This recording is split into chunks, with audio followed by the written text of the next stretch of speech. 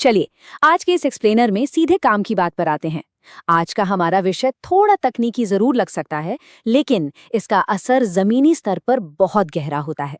आज हम मध्य प्रदेश लोक निर्माण विभाग यानी MPPWD के 2025 के एक बहुत ही महत्वपूर्ण सर्कुलर को डिकोड करने जा रहे हैं। अब देखिए, सरकारी दस्तावेज और नियम कानून आमतौर पर काफी उबाऊ लगते हैं, है ना? लेकिन आज हम ये समझेंगे कि सड़क की गुणवत्ता के ये नियम असल में किसी ठेकेदार के मुनाफे और उसकी जेब पर सीधा असर कैसे डालते हैं। ये सिर्फ सीमेंट और तारकोल की कहानी नहीं है, ये पूरी तरह से जवाबदेही और अर्थशास्त्र का मामला है। 26 सितंबर 2025 को जारी किया गया MPPWD का ये आधिकारिक सर्कुलर कोई आम सरकारी कागज नहीं है। आप इसे एक सिविल ठेकेदार की जिम्मेदारियों का ऑफिशियल रोड मैप मान सकते हैं। ये दस्तावेज बिल्कुल साफ शब्दों में बताता है कि नियम क्या है और अगर कोई इनका पालन नहीं करता तो उसे कैसा वित्तीय नुकसान उठाना पड़ेगा। आज हम इसी दस्तावेज के आधार पर एक ठेकेदार के सफर को सिलसिलेवार तरीके से समझेंगे।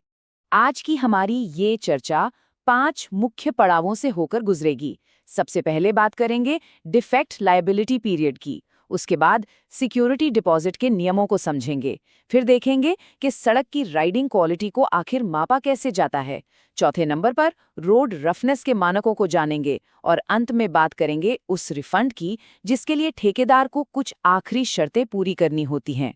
तो चलिए शुरुआत करते हैं पहले हिस्से से, defect liability period.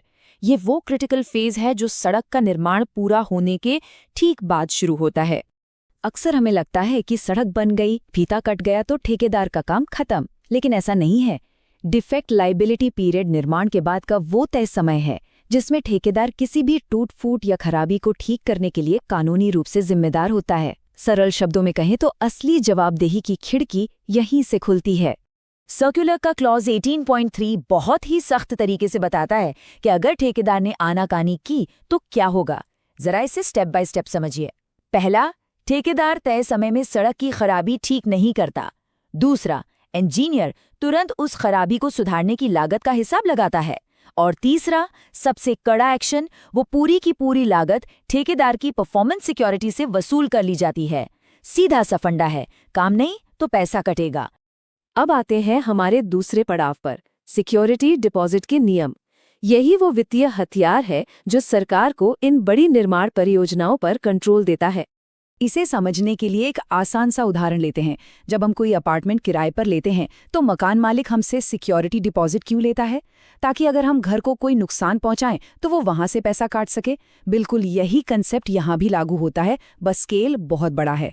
Contract performance security वो भारी भरकम रकम है जिसे सरकार सड़क की खराब क्वालिटी के खिलाफ एक इंश्योरेंस के तौर पर अपने पास रोक कर रखती है। इस दस्तावेज का क्लॉज 30.3 एक बहुत ही पते की बात कहता है। इसमें लिखा है कि ये security deposit defect liability period पूरा होने पर और काम के संतोषजनक यानी सैटिस्फैक्ट्री पूरे होने पर ही वापस किया जाएगा। यहाँ पूरा का पूरा खेल इस एक शब्द संतोषजनक पर टिका है। और ये कोई ऐसा शब्द नहीं है जिसे कोई भी अपने मन से तय कर दे। इसके पीछे एक बहुत ही सख्त वैज्ञानिक परीक्षण होता है। तो अब प्रशासनिक नियमों से थोड़ा आगे बढ़ते हैं और अपने तीसरे पड़ाव यानी सिविल इंजीनियरिंग की दुनिया में चलते हैं। सड़क की राइडिंग क्वालिटी को मापना। यहाँ सबसे वाजिब सवाल यही उठता है कि आधिकारिक तौर पर किसी सड़क की क्वालिटी मापी कैसे जाती है। सरकार को कैसे पता चलता है कि कोई सड़क वाकई उस संतोषजनक या सैटिस्फैक्ट्री की कैटेगरी में आती है? देखिए, इसके लिए हवा में कोई अंदाजा नहीं लगाया जाता। सरकार ने इसके लिए बहुत ही स्पेसिफिक और साइंटिफिक तरीके अनिवार्य किए हुए हैं और इसका जवाब हमें मिलता है क्लॉज 902.6 में। इसके लिए एक खास मशीन का इस्तेमाल होता है। नाम थोड़ा लंबा है, ध्यान से सुनिएगा। Standard toad fifth wheel bump integrator. ये कोई नॉर्मल सी मशीन नहीं है। इसे खास तौर पर सड़क की सबसे ऊपरी परत की राइडिंग क्वालिटी को ऑफिशियली मापने के लिए यूज किया जाता है। आसान भाषा में कहें तो यही मशीन बताती है कि सड़क पर गाड़ी चलाना मक्खन जैसा होगा या फिर झटकेदार। और यहाँ जो एक आंकड़ा निकल कर आता है वो है 2000। क्लॉज 902.6 बिल्कुल साफ साफ कहता है कि बिटुमिनस कंक्रीट सतहों के लिए ये मेजरमेंट किसी भी हाल में 2000 मिलीमीटर प्रति किलोमीटर से ज्यादा नहीं होना चाहिए। ये एक ऐसी सख्त लिमिट है जिसे पार नहीं किया जा सकता। यही वो लाइन है जो तय करती है कि क्वालिटी पास है या फेल। आइए अब अपने चौथे हिस्से की तरफ बढ़ते हैं, रोड रफनेस यानी सड़क के खुरदुरेपन के मानकों को थोड़ा और गहराई से समझते हैं। इन मानकों को देखने से पहले दो छोटे छोटे टर्म समझ लेते हैं। पहला है RI यानी रफनेस इंडेक्स, जिसे मिलीमीटर प्रति किलोमीटर में मापा जाता है, और दूसरा है IRI यानी इंटरनेशनल रफनेस इंडेक्स, जो मीटर प्रति किलोमीटर में होता है। ये दोनों वो स्टैंडर्ड पैमाने हैं जिनसे सड़क की सतह को ग्रेड दिया जाता है। अब जरा इस टेबल पर नजर डालिए। ये सर्कुलर का टेबल 3.1 है, जो एक्सप्रेसवे और नेशनल हाईवे की ग्रेडिंग बताता है। इसका गणित बिल्कुल सीधा है। अगर रफनेस इंडेक्स 1800 से कम है तो सड़क गुड यानी बहुत बढ़िया है। अगर ये 1800 से 2400 के बीच है तो फेयर यानी ठीक ठाक है। लेकिन अगर ये कांटा 2400 के पार चला गया तो सड़क सीधे पुअर यानी खराब की कैटेगरी में आ जाएगी। कोई कंफ्यूजन नहीं, सिर्फ सीधा गणित। एक और दिलचस्प बात यह है कि सड़क की कैटेगरी के हिसाब से चेकिंग की मशीन भी बदल जाती है। जो बड़े 4 लेन या उससे बड़े हाईवे होते हैं, वहां अनिवार्य रूप से क्लास 1 उपकरण का ही इस्तेमाल होता है, क्योंकि वहां गाड़ियां तेज चलती है और चेकिंग में 0 टॉलरेंस चाहिए। वहीं दूसरी तरफ छोटी सड़कों के लिए क्लास 1, 2 या 3 के उपकरणों का विकल्प खुला रखा गया है।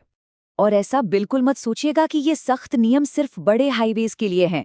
सर्कुलर के टेबल 3.2 और 3.3 में मेजर डिस्ट्रिक्ट रोड्स और गांवों की सड़कों के लिए भी रफनेस की लिमिट्स तय की गई हैं। चाहे सड़क सीमेंट की हो या डामर की, हर सतह के लिए गुड, फेयर और पुअर की साफ मैथमेटिकल लिमिट्स बनी हुई हैं। मतलब नियम हर स्तर पर कड़े हैं। अब हम पहुंच गए हैं अपने एक्सप्लेनर के आखिरी और सबसे अहम पड़ाव पर, रिफंड की फाइनल शर्तें। ये ठेकेदार के लिए क्लाइमैक्स जैसा है। सर्कुलर के अंत में जो लिखा है वो हर ठेकेदार के लिए एक अग्नि परीक्षा है। जब परफॉर्मेंस सिक्योरिटी का टाइम खत्म होता है तो 3 चीजें होती हैं।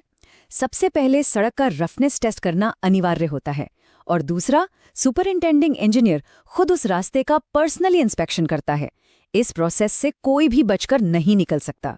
और अब आता है सबसे बड़ा कैच। इस पूरे सर्कुलर का निचोड़ ये है कि इंजीनियर आपकी परफॉर्मेंस गारंटी का पैसा वापस करने की सिफारिश तभी करेगा जब उस टेस्टिंग का रिजल्ट कम से कम फेयर यानी ठीक ठाक आए। अगर गणितीय परीक्षण में आपकी सड़क इस फेयर मानक को भी नहीं छू पाती तो भूल जाइए अपने पैसे, सरकार वो पैसा अपने पास ही रख लेगी। तो अंत में एक बहुत ही गहरा सवाल छोड़कर जाता हूं। जब हम इन बोरिंग से लगने वाले सरकारी नियमों को जमीन पर उतरते हुए देखते हैं तो इनकी ताकत समझ आती है। जरा सोचिए, अगर सिर्फ एक फेयर रेटिंग को ही जवाबदेही का बेसलाइन मान लिया जाए और इस एक नियम को पूरी सख्ती से लागू किया जाए तो ये हमारे देश के इंफ्रास्ट्रक्चर की उम्र और क्वालिटी को कितना बदल सकता है। ये सिर्फ एक नियम नहीं है, ये बदलाव का एक बहुत बड़ा टूल है। आज के इस एक्सप्लेनर में हमारे साथ जुड़ने के लिए बहुत बहुत धन्यवाद।